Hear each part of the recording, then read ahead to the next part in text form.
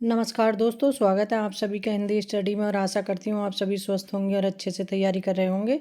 दोस्तों, ये छोटी छोटी वीडियो बना के मैं एक प्लेलिस्ट बना दूंगी जिसमें आप आसानी से देख सकते हैं। पूरी प्लेलिस्ट में एक ही मतलब सीरीज़ वाइज ये चलती रहेंगी।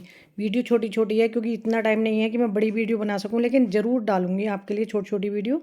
ठीक है, स्टार्ट करते हैं आज की क्लास। आज का पहला क्वेश्चन है अपना, खड़ी बोली को साधु भाषा किसने कहा? तो खड़ी बोली को साधु भाषा किसने कहा? भारतेंदु जी ने।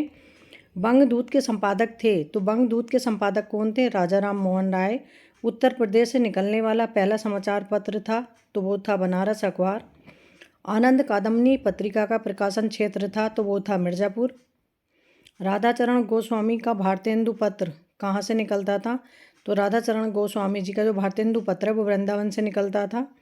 निम्नलिखित प्रसिद्ध काव्य पंक्तियाँ हैं ये, पढ़ी कमाए कीनो कहा हरे देश कलेश, जैसे कांता घर रहे तैसे रहे विदेश।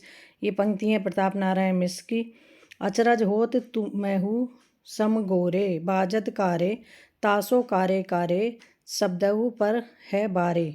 ये पंक्ति हैं प्रेमघंट की। रोबहु सब मिलई आबहु भारत भाई, हा हा भारत दुर्दशा देखी न जाई। ये पंक्तियाँ हैं भारतेंदु जी की। 8 मास बीते जजमान अब तो करो दक्षिणादान। ये पंक्तियाँ प्रताप नारायण मिश्र की। निज भाषा उन्नति यहे सब उन्नति को मूल, बिन निज भाषा ज्ञान के मिटत न ये सूल।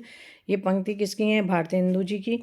भीतर भीतर सब रस चूसे, हंसी हंसी के तन मन मुँह से, जाहिर बातन में अति तेज, क्यों सखी सज्जन नहीं अंग्रेज। ये पंक्तियाँ किसकी हैं? भारतेंदु जी की हैं। खड़ी बोली का आंदोलन किसकी रचना है? तो ये अयोध्या प्रसाद खत्री का है। आगे देखते हैं। पूरी अमी की कटोरिया सी चिरजीवो विक्टोरिया रानी, समस्या पूर्ति करने पर सुकवि की उपाधि किसे दी गई थी? तो ये सुकवि की उपाधि दी गई थी अंबिका दत्त व्यास को। हिंदी नवरत्न किसकी पुस्तक है? ये मिश्र बंधु की है। और हिंदी नवरत्न में कौन कौन आते हैं ये ध्यान कर लेना।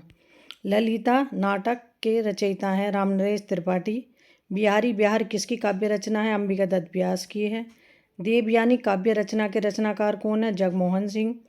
रसिक समाज कहाँ की साहित्यिक संस्था थी? तो रसिक समाज जो साहित्यिक संस्था थी वो थी कानपुर की। एक अद्भुत अपूर्व स्वप्न निबंध के रचनाकार कौन है? तो एक अद्भुत अपूर्व स्वप्न निबंध के रचनाकार हैं भारतेंदु। हिंदी साहित्य की पीठिका के रचनाकार कौन है? तो वो हैं राजबली पांडे। हिंदी भाषा का विकास के संपादक कौन है? तो हिंदी भाषा का विकास के संपादक हैं डॉक्टर धीरेन्द्र वर्मा। आचार्य रामचंद्र शुक्ल का हिंदी साहित्य का इतिहास कब प्रकाशित हुआ? तो आचार्य रामचंद्र शुक्ल का जो हिंदी साहित्य का इतिहास है वह 1929 में प्रकाशित हुआ। गंगा लहरी के रचनाकार कौन है? तो गंगा लहरी के रचनाकार हैं पद्माकर। गो संकट नाटक के रचनाकार कौन है? प्रताप नारायण मिश्र। अंधेर नगरी नाटक के रचनाकार कौन है? तो अंधेर नगरी नाटक के रचनाकार कौन है? भारतेंदु। चंद छंद वर्णन की महिमा ग्रंथ के रचनाकार कौन है? वे हैं गंग